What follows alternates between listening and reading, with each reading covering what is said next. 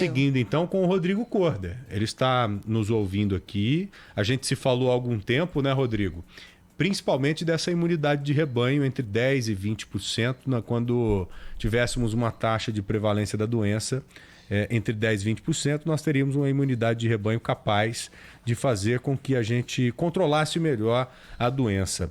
Algo mudou nesses estados, por exemplo, no Rio de Janeiro, em Manaus, na cidade de Manaus? Algo mudou ou vocês já pensam em procurar alguma outra explicação nesses estudos ou no estudo que você vem conduzindo? Seria importante, nós resolvemos te acionar, viu, Rodrigo, para tentar entender se essa imunidade de rebanho ela continua sendo um ponto importante no combate ao coronavírus. Queremos entender exatamente por conta dessas modificações. Primeiro lá em Manaus e depois no Rio de Janeiro. Seja bem-vindo sempre, Rodrigo. Boa tarde, viu? Olá, boa tarde. São pontos muito importantes para tentar esclarecer, né? Então, sobre o que a gente tinha apresentado anteriormente de imunidade coletiva, a gente ainda tem a mesma posição de anteriormente. A gente acredita que para se atingir um limiar de imunidade coletiva, esse número gira aí em torno de 10 a 20%. Pode ser que para uma cidade ou outra, dependendo de alguma característica da própria cidade ou da própria localidade, esse número seja um pouco maior. Ver os casos voltarem a subir agora, depois de um longo período de queda, não contradiz em nada a teoria da imunidade coletiva, né? E em nenhum momento foi afirmado categoricamente que a cidade tinha atingido a imunidade coletiva, né? A gente sempre olhou então a dinâmica da transmissão e a partir do relaxamento de algumas medidas de controle, os casos não voltarem a subir, seria então uma evidência de que a imunidade coletiva ou tivesse sido atingida ou estaria próxima de ter sido atingida. Pois bem, eu acho que Manaus é o principal exemplo, né? As medidas foram sendo relaxadas, o comércio foi voltando, algumas escolas foram voltando, e os casos não aumentavam, não aumentavam, não aumentavam, e agora voltou a aumentar.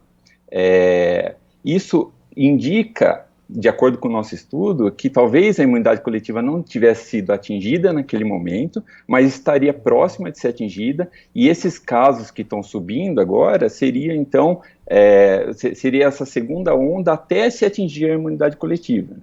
É esperado então que, se no primeiro momento não se atingir a imunidade coletiva, mas a cidade estaria próxima de se atingir, essa segunda onda ou esse segundo surto seja reduzido, seja bem mais reduzido do que o primeiro, né? A gente não espera que a gente tenha uma onda tão grande como ocorreu no primeiro momento.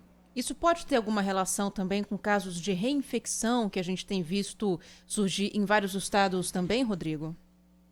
Essa questão de reinfecção ainda é algo que está sendo estudado. Alguns casos foram relatados, não só no Brasil, em outras partes do mundo, Sim. mas a gente tem aí milhões de casos ao redor do mundo e os relatos são pontuais, em uma localidade ou outra. Então, os nossos modelos, eles primeiramente estudou essa dinâmica da transmissão sem considerar a reinfecção, mas se ela ocorrer, nos parece até o momento de que ela não seja algo considerável para mudar a conduta da dinâmica de transmissão do Covid.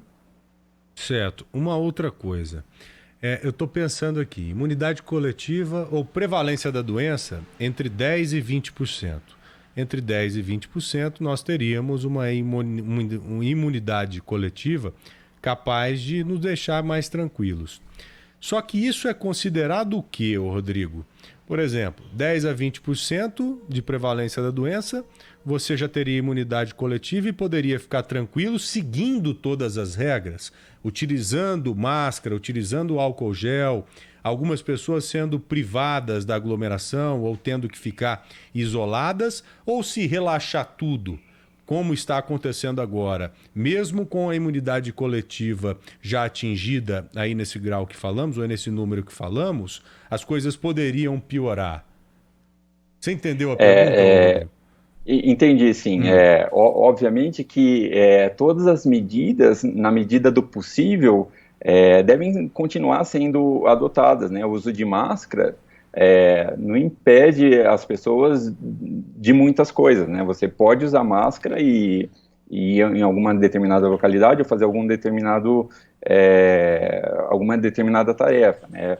Higienizar as mãos é fundamental, mesmo sem ter Covid. Então, todas essas medidas, elas devem ser mantidas e, apesar de a gente estar, então, apontando que esse limiar de imunidade coletiva é menor do que o que se dizia anteriormente, é muito importante que a gente mantenha essas medidas até que se tenha uma vacina, né? Quando se tiver uma vacina, então, imunizar toda a população, a gente vai ficar muito mais tranquilo em recomendar o relaxamento dessas medidas de controle para as pessoas poderem voltar de fato ao normal, né? De fato ao que se tinha antes. Esse esforço que a gente, então, aponta que seria necessário agora, ele pode diminuir essa transmissão, e essa transmissão, vamos dizer assim, né, nesses locais onde já foram muito afetados, pode diminuir o que se chama de overshoot, né? Que seria então a quantidade de pessoas infectadas para além desse limiar de imunidade coletiva. Deixa eu tentar explicar melhor aqui. Ô, Rodrigo, quando você faz esse estudo e chega a essa conclusão de que poderíamos ficar mais tranquilos com a prevalência da doença entre 10% e 20%, porque entre 10% e 20%, o que acontece?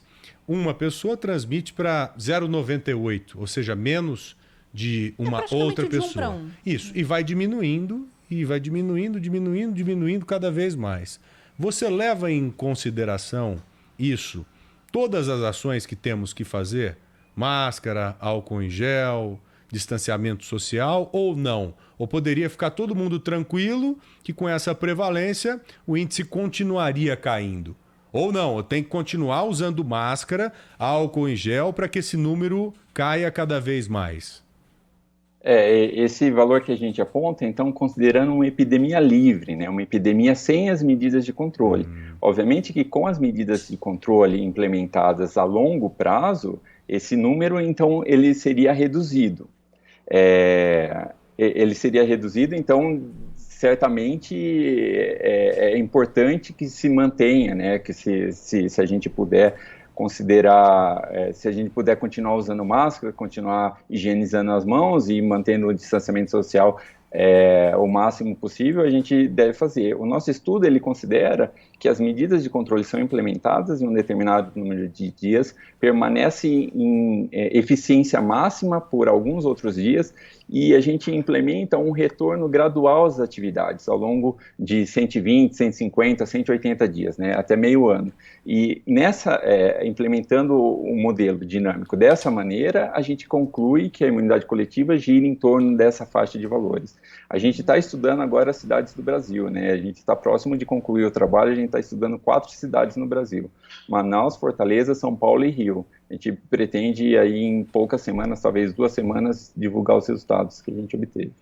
As medidas que vêm sendo implantadas no país de relaxamento, nessas cidades que vocês estão pesquisando, estão dentro de algo que vocês consideram que é seguro para o momento da infecção que a gente vive aqui no país, Rodrigo? Nas cidades onde se tem um número maior de casos ativos, né, como por exemplo São Paulo,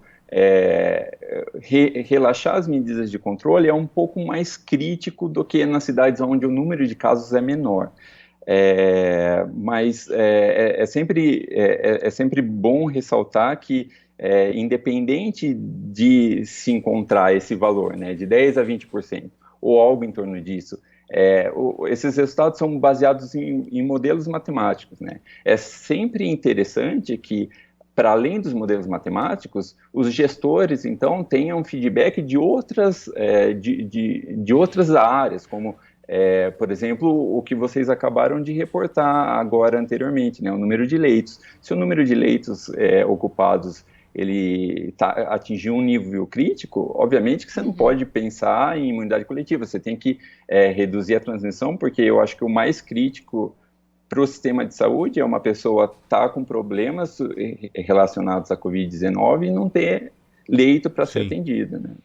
Você acha que isso pode acontecer em São Paulo também, o mesmo que está se repetindo em Manaus e no Rio de Janeiro, ou seja, os números voltarem a crescer aqui em São Paulo? Já dá para dizer algo nesse... Até porque os relatos de comportamento da população são muito parecidos, né, Sim, João? é verdade. Dá para dizer alguma coisa a respeito, Rodrigo? Então, a gente vê aí também, como relatado anteriormente, né, muitas cidades estão praticamente com a população nas ruas, aí a gente vê trânsito, vê as pessoas andando e exercendo algumas atividades que antes, nitidamente, elas não exerciam. Se as medidas de controle, principalmente nas cidades onde o número de casos ativos ainda é alto, forem retiradas de forma brusca, com certeza a gente vai ter um aumento dos casos, né? São Paulo, então, os casos estão caindo, e vem caindo já há um determinado tempo. As medidas de relaxamento estão sendo feitas de forma gradual. Se isso for feito de forma abrupta, é esperado, então, esse aumento dos casos pós-relaxamento abrupto das medidas de controle. Você acha que no Rio de Janeiro e Manaus foi mais abrupto do que está sendo aqui em São Paulo, por exemplo? A flexibilização, ela foi mais abrupta? Eu acho que Manaus e Rio têm características um pouco diferentes de São Paulo. As medidas implementadas nessas duas cidades, me parece que desde o começo elas foram menos efetivas do que em São Paulo, né? Em São Paulo teve uma restrição um pouco maior. Manaus e Rio de Janeiro a gente já está vendo há um bom tempo as praias lotadas, né? Então, eu acho que não cabe a gente só dizer se a medida foi retirada de maneira abrupta em um local ou outro, comparando esses dois locais, né? É importante ver também qual foi a efetividade das medidas implementadas nas localidades. Uhum. Em São Paulo, o que a gente tem visto nas praias, de alguma maneira, pode fazer com que os números da capital, da Grande São Paulo, comecem a ter uma reversão também?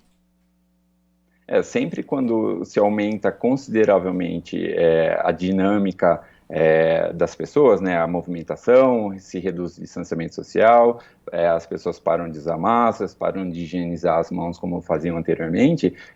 Se esse limiar de imunidade coletiva não foi atingido ainda, é esperado sim que os casos voltem a subir, mas a gente não espera que esses casos voltem a subir como subiu no início, onde a população era suscetível como um todo, né? Hoje já muitas pessoas se infectaram e, a princípio, né, até que se prove o contrário, as pessoas que se infectaram, aí a gente está considerando, então, resistentes à doença. Óbvio que a gente já conversou sobre isso, né? Tem alguns casos que ocorreram reinfecção, mas isso me parece que é algo raro. Então, é esperado que, se houver uma movimentação muito grande, os casos voltem a subir. Tá, para ficar bem claro e terminar, Rodrigo, eu sei que tem que liberá-lo aí para seguir com a sua jornada de trabalho. Esse aumento já seria previsto, algo esperado, e não será tão dramático, tão drástico quanto foi no passado, em todas as regiões do Brasil. Dá para falar isso? Se a gente pensar na dinâmica de transmissão e pensar nessas cidades que foram muito afetadas inicialmente, daí talvez a gente possa generalizar dessa forma nesse momento. A gente vê mais ou menos acontecendo isso na Europa, né? A gente teve uma grande onda no começo, a gente está tendo um grande número de casos agora nessa segunda onda, mas esse número de casos se dá muito ao aumento da capacidade de testes na Europa, né? Então, muitos casos assintomáticos, rastreamento de contatos, tudo isso está sendo feito. Então, esse número de casos na Europa que a gente está observando agora, ele não é comparável com o número de casos da primeira onda. Então, é esperado que as cidades que foram muito afetadas no início, elas tenham uma segunda onda menor, e algumas, talvez, se já atingiram a imunidade coletiva, tenha somente casos residuais, né? E eu acho bom frisar esse ponto, né? As cidades são heterogêneas, né, como um todo. Então, quando a gente fala aí esse limiar em torno de 20%, a gente pensa na cidade como um todo, mas é possível que tenha um bairro ou outro bairro que foi menos atingido pela transmissão da doença. Então, casos residuais nesses bairros podem ocorrer ao longo do tempo. Como aqui em São Paulo, as áreas mais afetadas são as áreas em que a população tem que se deslocar mais, ou teve que se deslocar mais. Do centro, né? É verdade. Rodrigo Corder, doutorando da Universidade de São Paulo, queria agradecê-lo imensamente mais uma vez pela participação conosco aqui no Bora Brasil, viu? Muito obrigado, viu, Rodrigo? Eu que agradeço. Boa tarde. Boa Fico à tarde, disposição. obrigada. Boa tarde, um grande abraço.